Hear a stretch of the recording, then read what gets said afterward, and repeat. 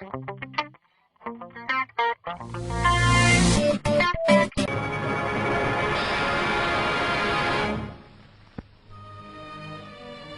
voyageur pressé ou le touriste négligent qui voit de son avion se dessiner les terrasses d'Alger ne découvre de l'Algérie que les architectures d'une ville européenne et les plaines partagées en domaines rectilignes.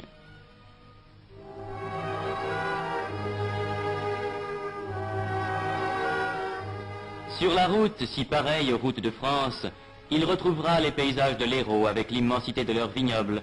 Il reconnaîtra dans les villages qu'il traverse de vrais villages français dont l'exotisme n'apparaît qu'au costume des citadins.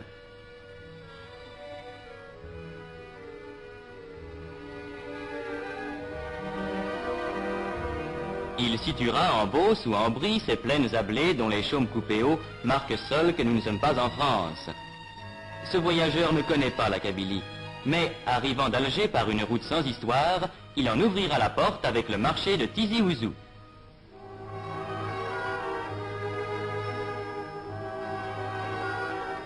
Déjà, il aura rencontré par centaines sur la route ces paysans venus de 20 km à la ronde, à pied ou à dos de mulet, poussant leurs bêtes. Et il se trouvera soudain au détour de la route, devant une foule bigarrée d'où monte une immense poussière et un infini brouhaha. C'est le marché.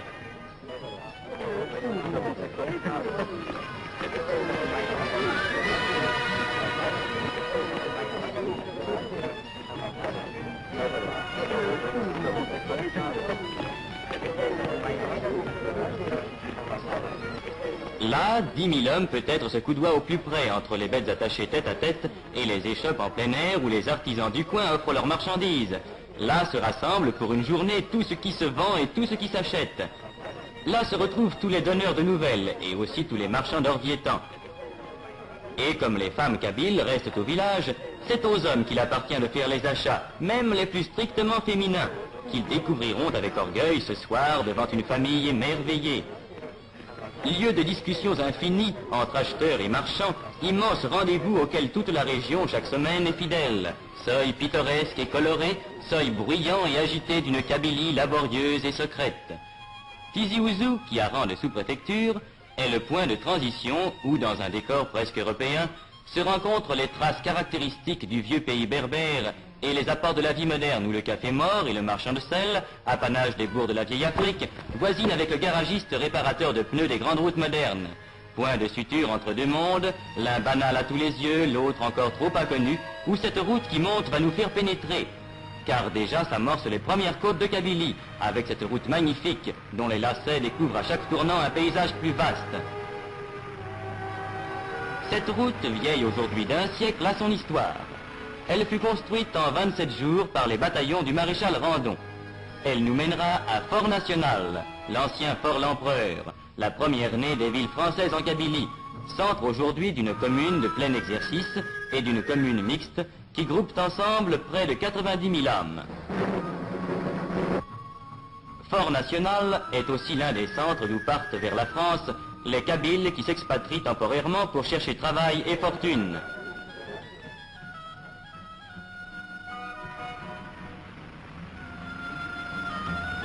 C'est de là que s'en vont ces travailleurs que les mines et les usines françaises emploient volontiers pour leur qualité, laissant au pays les femmes et les vieillards.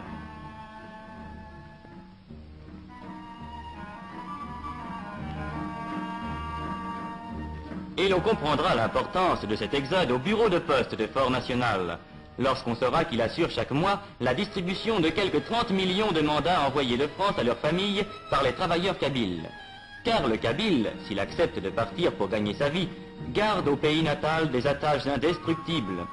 Ce mandat mensuel qu'il envoie servira à acheter une maison, un champ, un petit domaine, où il reviendra plus tard vivre entre les siens sur la terre des ancêtres. Quittons Fort National, que des détours de la route nous laisseront voir encore longtemps sur sa hauteur comme un château fort, en même temps qu'apparaîtront sur chaque piton l'amoncellement de murs et de toits qui marquent un village.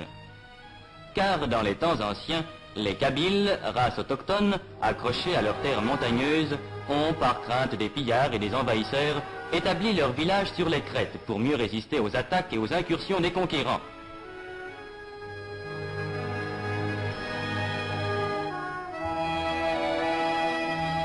Le sol, abrupt mais verdoyant, permet l'élevage et il n'est pas de famille qui n'ait ces quelques moutons que garde un petit berger aux yeux rieurs.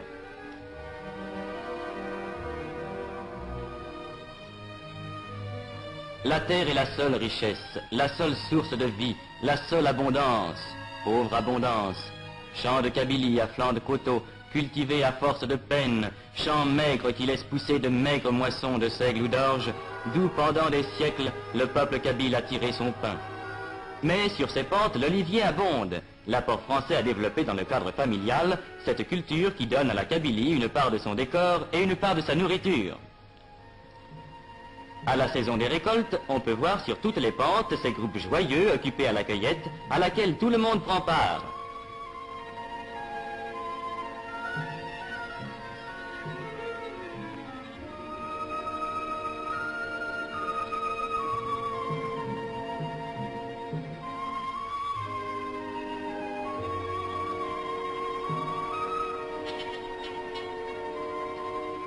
Pittoresque Kabyle.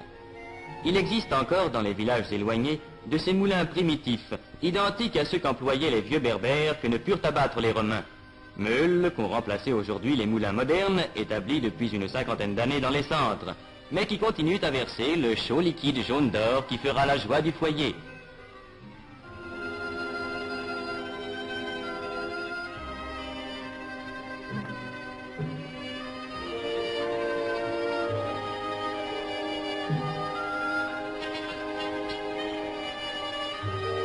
Nous nous arrêterons un instant auprès de la meule ancestrale. Nous regarderons couler le beau sang des olives, cette richesse liquide et parfumée dont l'odeur emplit à la saison chaque maison de Kabylie. Nous suivrons cette vieille chargée qui, comme autrefois, s'en va avec son fardeau vers son village haut perché.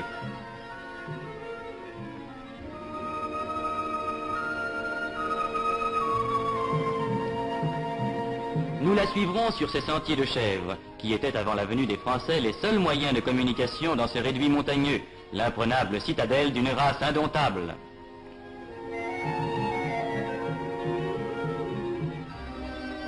Nous parviendrons avec elle au village qui a souvent gardé son allure ancienne, avec ses chemins étroits entre les murailles, ses fileuses au seuil des portes et son grand air de dignité robuste.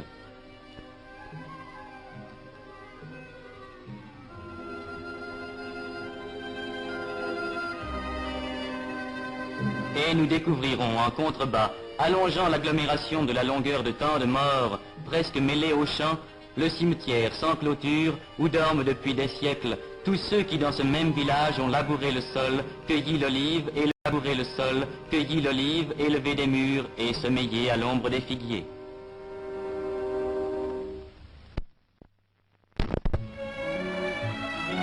Sur notre route s'ouvre la forêt. La forêt kabyle n'est pas une de ces forêts d'Europe aux fûts élevés sans effort jusqu'à de larges frondaisons. C'est une forêt d'une autre sorte. Le chêne-liège y est roi. Autre richesse primitive du pays kabyle, chaque année on y récolte par larges feuilles cette écorce légère qui partira vers les fabriques de France ou d'ailleurs où sa transformation s'accomplit. La forêt de Yakouren est l'un des centres mondiaux où s'approvisionne l'industrie du liège. Capitale des bouchons, la nomma un jour un voyageur. Boutade, boutade et vérité.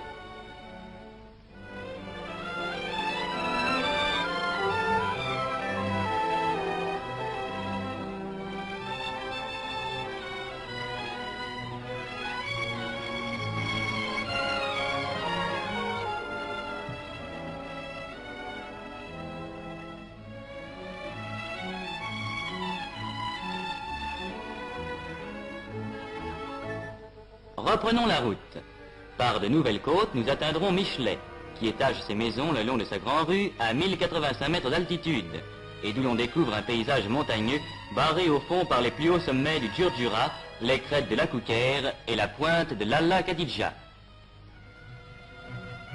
Michelet, chef-lieu d'une commune mixte de 80 000 habitants, règne sur les contreforts de la grande barrière montagneuse.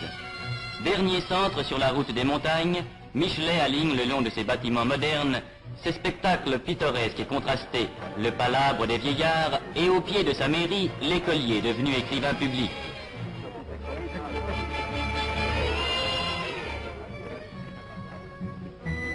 Ici, comme en d'autres centres de Kabylie, la prévoyance française a créé un dispensaire, régulièrement fréquenté par la population, dont la mortalité enfantine se trouve aujourd'hui considérablement réduite. En Kabylie aussi, l'apport français a été de créer pour ce peuple terrien une école d'arboriculture, où jeunes Français et jeunes Kabyles apprennent l'art complexe de la greffe et de la plantation, la science de l'arbre qui dans l'avenir décuplera peut-être la richesse de la Kabylie en faisant un vaste verger.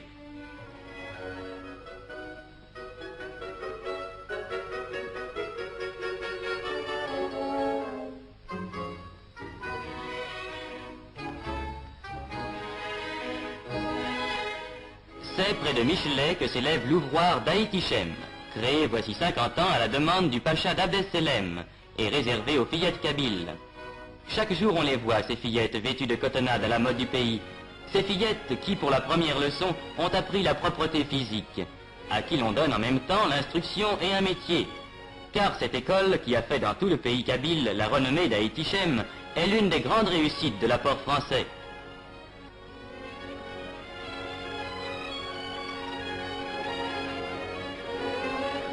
Ces fillettes, une fois sorties de l'école, font prime sur le marché du mariage.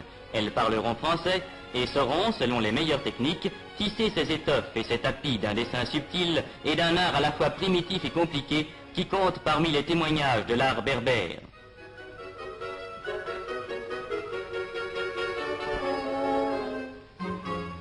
Mais ces fillettes témoignent aussi de l'importance qu'a prise en Kabylie l'assistance médicale depuis 100 ans.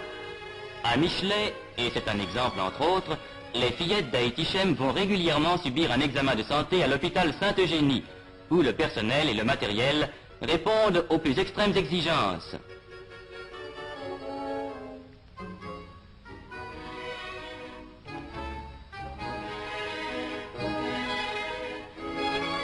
Grâce à ces aménagements sanitaires, la vie kabyle, autrefois menacée par les maladies et la déficience de l'hygiène générale, a pu remonter la pente et s'assurer plus fortement pour l'avenir.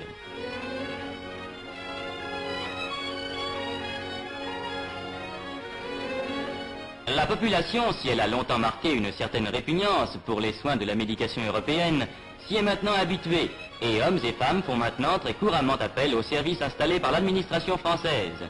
Certes, tout n'est pas fait en Kabylie, et l'essor de ce pays difficile ne pourra arriver à son plein développement qu'à la suite de très gros efforts. Mais c'est une marque de la continuité de cet effort que ces adductions d'eau, que ces barrages qu'on voit peu à peu surgir dans les vallées encaissées. Demain, ils permettront de créer dans tous ces villages perchés sur leurs pitons, grâce aux centrales électriques dont certaines sont déjà en action et d'autres en plein achèvement, plus de travail et plus de bien-être.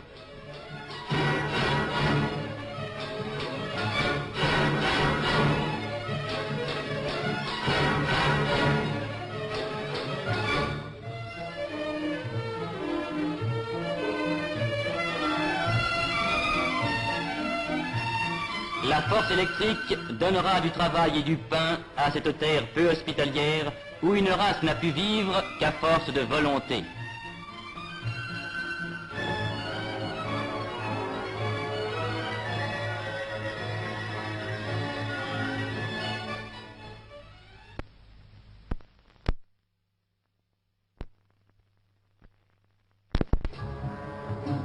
Déjà, la route qui permet les échanges, qui facilite les transports, a été le premier bienfait. Le Kabyle, enfermé dans ses montagnes et qui n'avait que des sentiers, en connaît maintenant le charme et l'utilité. Grâce à elle, les voisinages sont plus fréquents, les transactions plus commodes. Au pied même du Djurdjura, le marché de Djemma a vu croître ses échanges et sa clientèle habituelle. De bien loin, grâce à la route, affluent à Djemma les bergers des montagnes et les artisans des villages. Au milieu d'une forêt d'oliviers, au bord d'une rivière qui ne tarit jamais, le marché de Djemma mêle la foule bruyante des marchés de tous les pays autour des éventaires pittoresques. Le potier y étale sa vaisselle. Le tailleur y coud son vêtement, dans ce mouvement continuel de marée humaine, au son du marteau du maréchal qui ferre des mules à grands coups.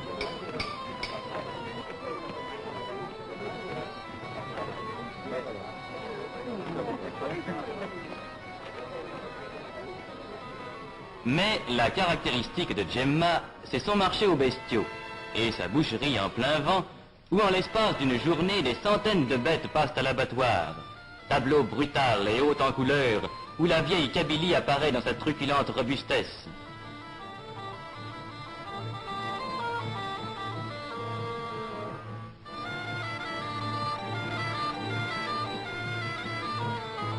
C'est là qu'avant le départ, on se régalera d'une brochette savamment découpée, savamment préparée, savamment cuite. Le régal du marché d'Afrique. Et ce sera le soir sur la place vide, l'heure des charognards, ces auxiliaires gratuits de la voirie qui feront place nette. Abandonnons aux charognards le marché de Djemma et poursuivons notre route vers les villages de Beni Yeni. On ne connaîtrait pas la Kabylie sans avoir vu ces 6 villages qui en sont proprement le cœur. Sans doute, depuis l'ère française, les villages ont changé. La dure silhouette du château d'eau qui domine Haït Larba en est le premier témoignage.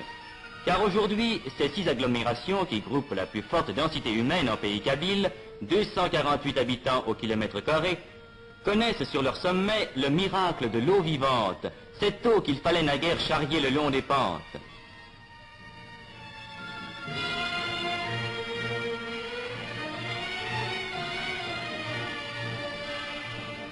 Village de Beni Yeni, le centre de l'artisanat kabyle. Il compte surtout, et depuis les temps les plus anciens, une population dont l'évolution intellectuelle et manuelle fut toujours en avance sur celle de leurs frères. Ici, dans chaque maison, un tour ronronne, un marteau teinte, un rabot gronde. Ici, l'orfèvre compose ses lourds bijoux d'argent. Ceux-ci qui faisaient l'orgueil des siècles passés, ceux-là auxquels l'époque a donné un nouveau tour.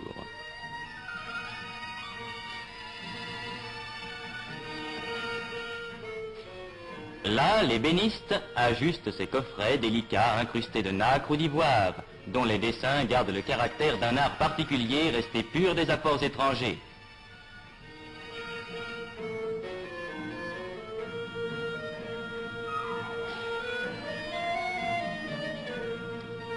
C'est à cause de cette sorte de maturité intellectuelle que traduit si bien la vie artisanale des Beni Yeni que la France a tenu à leur donner depuis des années un statut administratif spécial, en y créant des centres municipaux résolument autochtones et en conférant l'écharpe de maire à des citoyens choisis dans la population. Cette innovation a depuis été grandement élargie, mais ce sera l'orgueil de la Kabylie d'avoir en Afrique du Nord donné les premiers musulmans saints de l'écharpe tricolore. C'est ainsi qu'on peut voir, comme au centre municipal de Tassaf Tougemoun, autour de son maire revenu de Paris après y avoir travaillé des années, un conseil municipal uniquement composé d'enfants du pays, examinant avec compétence les affaires de la commune, réglementant, décidant et statuant avec autorité sur l'administration communale.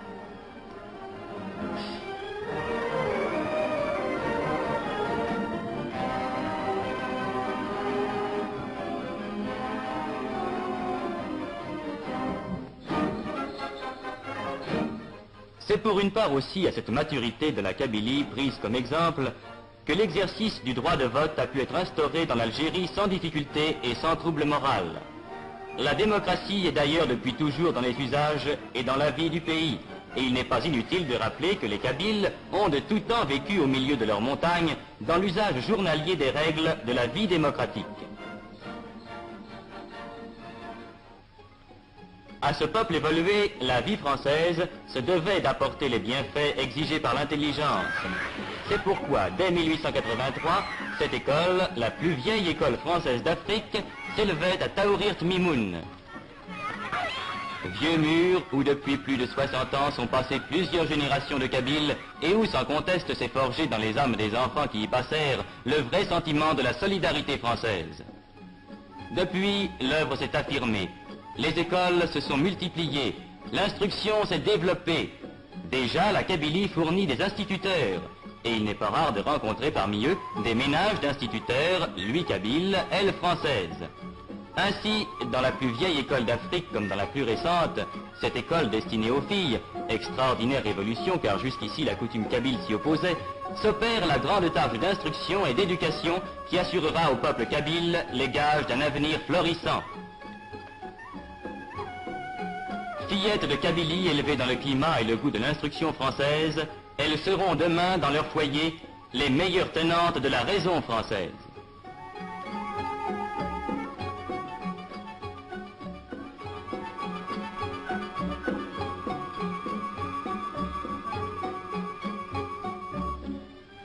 Maintenant, sur cette route qui gravit toujours la montagne, quel dernier spectacle réserve la Kabylie? La végétation se fait plus rare. L'empire du roc et de la pierre nue s'affirme.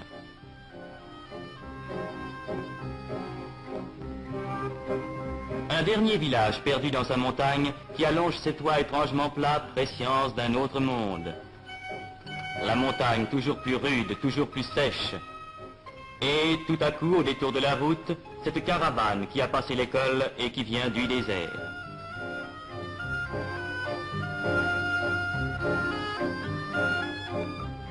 Un cèdre soudain poussé en plein rocher et dont la présence signale que nous arrivons à l'altitude de 2000 mètres. Maintenant, c'est seulement le silence, la fin de toute vie, la haute solitude. Nous sommes aux confins du pays kabyle, le Djurdjura bord l'horizon, au-delà commence le sable, le pays sans vie, le grand désert.